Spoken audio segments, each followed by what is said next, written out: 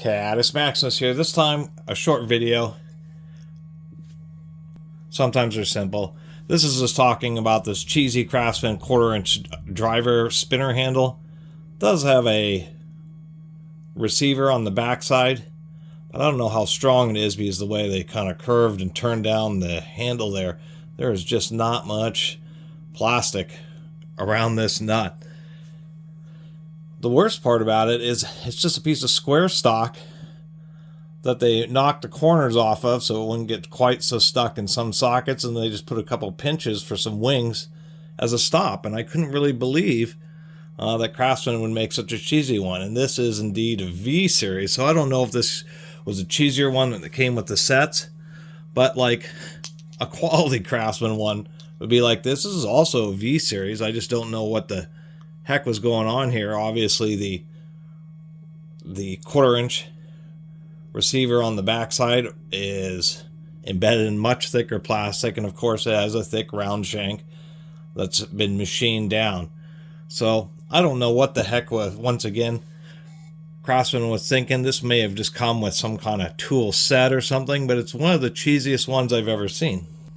And yeah, these little wings and stuff, I mean, it works okay. It's just, you know, it's made like some kind of junky, no-name, you know, basic, you know, household tool brand name, which I guess Craftsman is, but I just don't really understand it. It's just really kind of cheap and cheesy to do it using this method. Although admittedly you can grab this square with like an adjustable wrench and torque it, but of course a decent Craftsman spinner handle will look like this, and it'll actually be more of a machined part. Anyway, I just thought, cheesy Craftsman 1/4-inch drive spinner handle. Who knows what was going on?